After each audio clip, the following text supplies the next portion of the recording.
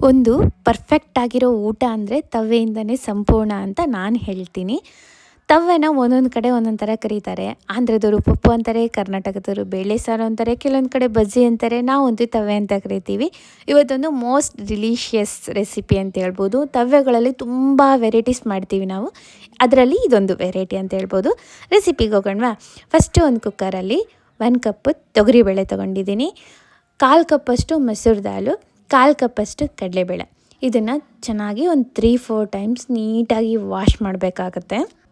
ಆಮೇಲೆ ಎಷ್ಟು ಬೇಕು ನೋಡಿಕೊಂಡು ನೀರು ಹಾಕ್ಬಿಟ್ಟು ಒಂದು ಸ್ವಲ್ಪ ಎಣ್ಣೆ ಹಾಕಿಬಿಟ್ಟು ಒಂದು ಸ್ವಲ್ಪ ಅರಿಶಿನ ಪುಡಿ ಹಾಕಿ ಲಿಡ್ ಕ್ಲೋಸ್ ಮಾಡಿ 3-4 ವಿಸಿಲ್ಸ್ ಬರ್ಸ್ಕೊಂಡು ಚೆನ್ನಾಗಿ ಬೇಯಿಸ್ಕೋಬೇಕು ಈ ಬೇಳೆಗಳನ್ನು.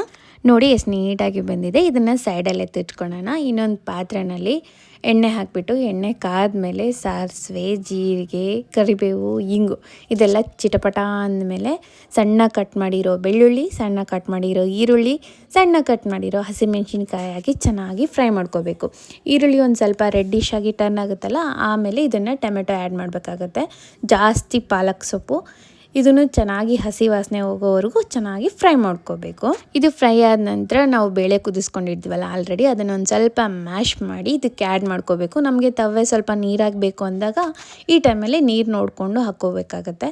ಇಲ್ಲ ನಮಗೆ ಗಟ್ಟಿಗೆ ಬೇಕು ಅಂದ್ರೂ ಗಟ್ಟಿಗೆ ಮಾಡ್ಕೋಬೋದು. ಇದಕ್ಕೆ ಉಪ್ಪು ಖಾರ ಅಷ್ಟೇ ಸಾಕು, ಏನು ಮಸಾಲ ಏನೂ ಬೇಕಾಗಲ್ಲ. ಉಪ್ಪು ಖಾರ ಹಾಕ್ಬಿಟ್ಟು ಚೆನ್ನಾಗಿ ಮಿಕ್ಸ್ ಮಾಡಿ ಒಂದು ಸ್ವಲ್ಪ ಹುಣಸೆ ಹುಳಿ ಹಾಕಿ ಅದನ್ನು ಚೆನ್ನಾಗಿ ಬೆಂದಮೇಲೆ ಲಾಸ್ಟಲ್ಲಿ ಕೊತ್ತಂಬರಿ ಸೊಪ್ಪು ಹಾಕಿ ಒಂದು ಸ್ವಲ್ಪ ಹೊತ್ತು ಲಿಡ್ ಕ್ಲೋಸ್ ಮಾಡಿ ಪಕ್ಕದಲ್ಲಿ ಇಟ್ಕೊಂಡ್ಬಿಡೋಣ.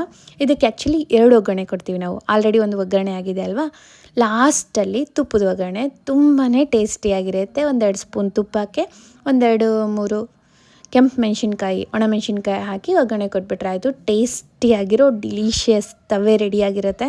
ನಿಮಗೆ ರೆಸಿಪಿ ಇಷ್ಟ ಆದರೆ ಸೇವ್ ಮಾಡಿ ಇಟ್ಕೊಳ್ಳಿ. ನೆಕ್ಸ್ಟ್ ಟೈಮ್ ಟ್ರೈ ಮಾಡಿ ಯಾವ ಥರ ಬಂದಿತ್ತು ಅಂತ ಕಮೆಂಟಲ್ಲಿ ತಿಳಿಸಿ. ಫಾಲೋ ಮಾಡೋದಂತೂ